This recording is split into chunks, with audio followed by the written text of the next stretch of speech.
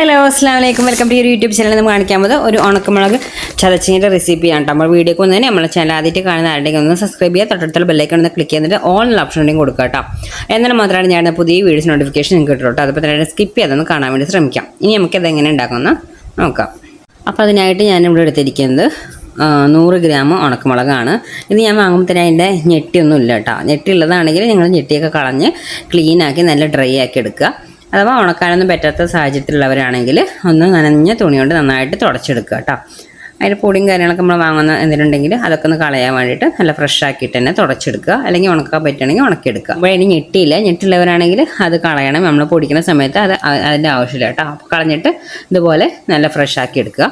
ഇനി നമുക്കിത് എങ്ങനെയും വറക്കാൻ നോക്കാം. അപ്പോൾ അതിനായിട്ട് പാൻ ചൂടാക്കാൻ വെച്ചിട്ടുണ്ട്. പാൻ ചൂടായതിനു ശേഷം ഫ്ലെയിം ലോയിലിടുക കേട്ടോ. കാരണം ഉണക്കമുളകല്ലേ, അപ്പോൾ അത് പെട്ടെന്ന് ഫ്രൈ ആവും. അപ്പോൾ ലോയിലിട്ടിട്ട് ചെയ്തെടുത്താൽ മതി. അതുപോലെ തന്നെ ഉണക്കമുളക് നല്ല വറക്കണ സമയത്ത് തുമ്മാനും ചുമക്കാനൊക്കെ വരുമ്പോൾ നമ്മൾ ഒന്നല്ലെങ്കിൽ നോസും അവിടെ വേണം ഒരു മാസ്ക് പോലെ എന്തെങ്കിലും ഇടുക, അല്ലെങ്കിൽ ജനലോ വാതിലെങ്കിൽ ഒന്ന് തുറന്നിടുക, അല്ലെങ്കിൽ ഔട്ട് ഫാൻ ഉണ്ടെങ്കിൽ അത് ഇടുക കേട്ടോ. എന്നിട്ട് ലോ ഫ്ലെയിമിലിട്ട് അത് ചെയ്തെടുത്താൽ മതി.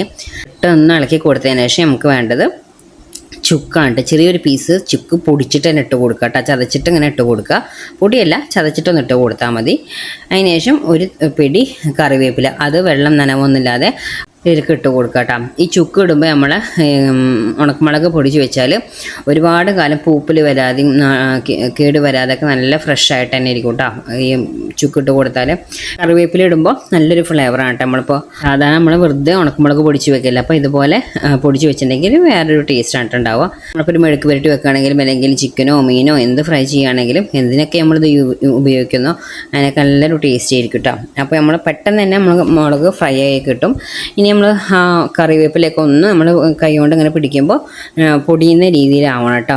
കയ്യിലിടുകയാണെങ്കിൽ നമ്മൾ ഉണക്കമുളക് പെട്ടെന്ന് അങ്ങോട്ട് നമുക്ക് ഫ്രൈ ആയി കിട്ടും. ബാക്കിയുള്ളത് അത്ര ഫ്രൈ ആവില്ല. അപ്പോൾ ലോലാനായിട്ട് ചെയ്തിട്ടുണ്ടെങ്കിൽ അപ്പോൾ അതൊക്കെ ഒരുമിച്ച് ഫ്രൈ ആയി വരും. നമ്മൾ ഇട്ട കറിവേപ്പിലൊക്കെ അങ്ങനെ ഫ്രൈ ആയിട്ട് വരുന്നുണ്ട്.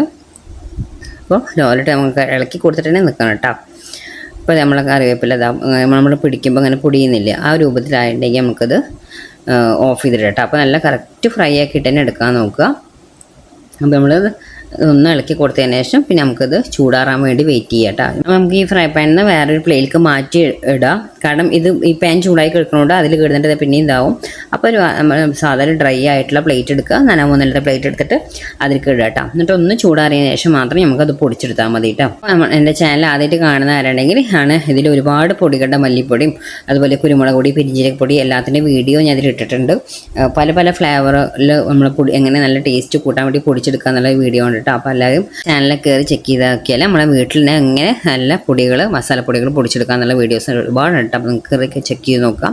ഇപ്പോൾ നമ്മൾ ചൂടാറിയതിന് ശേഷം ജാറിലിട്ടിട്ട് ഒരു ഫുള്ള് ഞാൻ ഇട്ട് കൊടുത്തിട്ടില്ല കേട്ടോ. അപ്പോൾ അതിൽ ഫുള്ള് അത്ര ഇട്ട് കൊടുത്തിട്ട് നമുക്കത് പൊടിച്ചെടുത്തിട്ട് വരാം കേട്ടോ. നമ്മൾ എടുക്കുന്ന ജാറാണെങ്കിൽ പോലും നനവില്ലാത്ത വേണം നോക്കിയെടുക്കാൻ. അതിൻ്റെ ടോപ്പ് പോലും നനവില്ലാത്ത വേണം, ഡ്രൈ ആയിട്ട് വേണം നമ്മൾ എടുക്കാൻ. എന്നാൽ തന്നെ ഒരുപാട് കാലം നമുക്കത് ഫ്രഷ് ആയിട്ട് ഇരിക്കും.